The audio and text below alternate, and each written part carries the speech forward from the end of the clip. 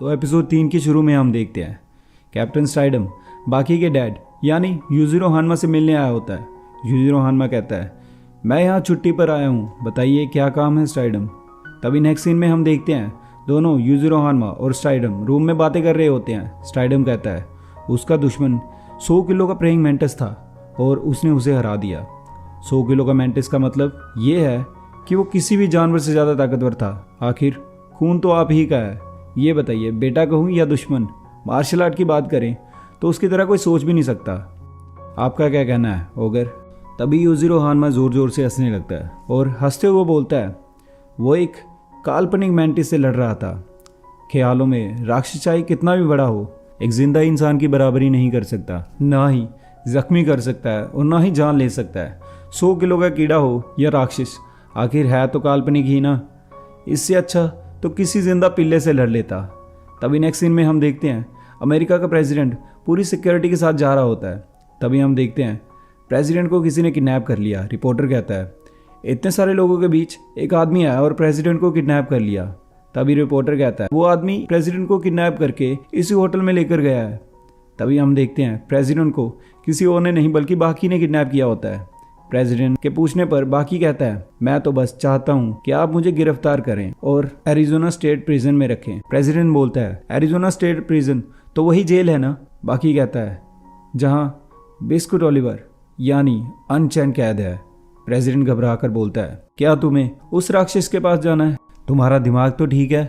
बाकी कहता है बस यही एक डिमांड पूरी करनी है आपको। प्रेसिडेंट मान जाता है और बाकी को एरिजोना स्टेट प्रिजन में कैद कर लिया जाता है। बाकी जेल जाते हुए सोच रहा होता है अमेरिका में सिर्फ 2 पेंटागन्स हैं। सबसे मशहूर बिल्डिंग है United state department of defence की, जिसे व्हाइट पेंटागन के नाम से जाना जाता है, और दूसरा पेंटागन है यहाँ। ये बिल्डिंग सिर्फ 2 वजह से मशहूर है, या तो इसके शेप की वजह से या इसलिए क्योंकि अमेरिका के सबसे खतरनाक मुजरिम यहाँ इसी जेल में कैद हैं, इसीलिए इसे ब्लैक पेंटागन कहते हैं। जेल के अंदर बाकी की चेकिंग हो रही होती है। ऑफिसर फिंगरप्रिंट लेता है। बाकी सोचता है फिंगरप्रिंट लेना तो चलो आम बात है, पर यहाँ रेटिना भी स्कैन करते हैं और आपका स्वैब टेस्ट भी होता है ताकि आपका डीएनए भी रजिस्टर हो जाए। हर क्रिमिनल की सर से लेके पैर तक इन्हें सारी इन्फॉर्मेशन चाहिए। समझ नहीं आता जेल है या हॉस्पिटल।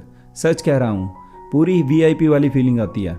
तभी नेक्स्ट सीन में बाकी को ऑफिसर कहता है अच्छी बॉडी बनाई है तुमने, सुना है तुम इस जेल में किसी खास आदमी को ढूंढते हुए आए हो। वो दुनिया का इकलौता कैदी है जो अपनी मर्जी से जेल के अंदर और बाहर आता जाता रहता है अनचेंड, और तुम जैसे लफंगे उससे मिलने के लिए आते जाते रहते हैं। पर इस बार जो हुआ उससे मैं हैरान हूँ। जैसे ही हमने उसे तुम्हारा नाम बताया वो फौरन मिलने के लिए तैयार हो गया। और अगले सीन में एक ऑफिसर बाकी को मिस्टर अनचेन के पास लेके जा रहा होता है और जैसे उसके जेल में जाते ही बाकी हैरान हो जाता है और मन में कहता है अंदर का नजारा देखते ही मेरे तो होश उड़ गए। ये जेल बिल्कुल नहीं लग रहा, ऐसे लग रहा है जैसे किसी आलीशान बंगले में घुस आया हूँ। बड़े बड़े झूमर, दीवार पर पेंटिंग्स, समझ नहीं आता ये ओलिवा मुजरिम है या इस जेल का वार्डन जेल में भी प्रेसिडेंट वाली जिंदगी जी रहा है।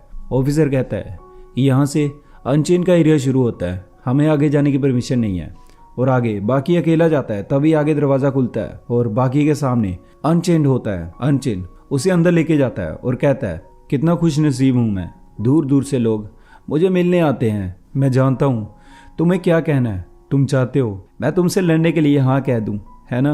अपने बाप से लड़ने की तैयारी कर रहे हो, मतलब बाप और बेटे के बीच जंग होगी और मेरे साथ प्रैक्टिस करना चाहते हो।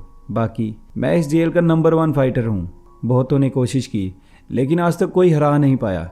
एरिजोना स्टेट प्रिजन में कुल मिलाकर 4071 कैदी हैं। इनमें से 4070 कैदी मेरा सिर धड़ से अलग करना चाहते हैं। तुम कहां से लड़ने आ गए? तुमने अभी अभी मैदान में कदम रखा है, ढंग से बॉक्सिंग तो सीख लो।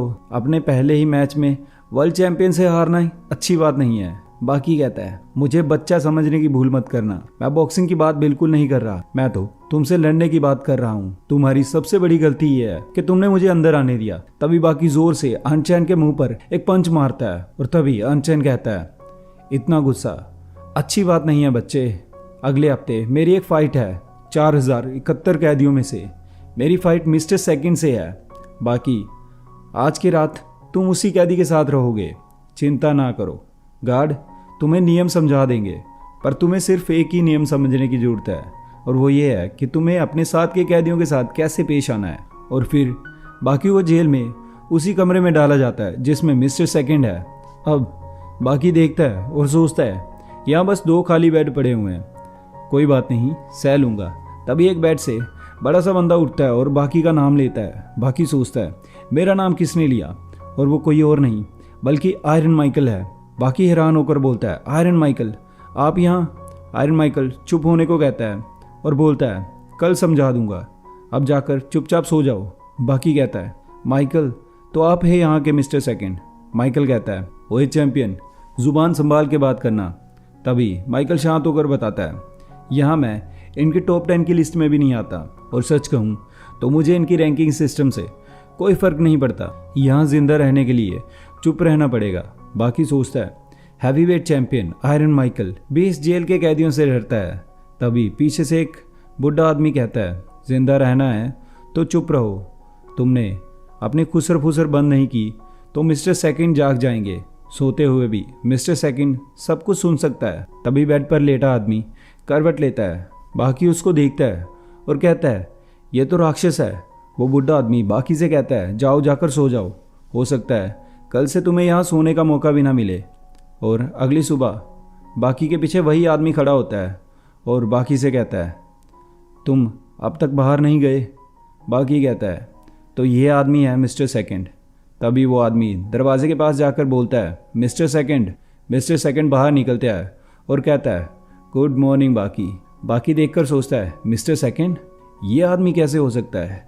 मिस्टर सेकंड कहता है जो तुमने प्रेसिडेंट के साथ किया वो देखकर नज़रों में तुम्हारे लिए इज्जत बढ़ गई, लेकिन अगर तुम्हारी जगह मैं होता तो उसे वहीं ख़त्म कर देता।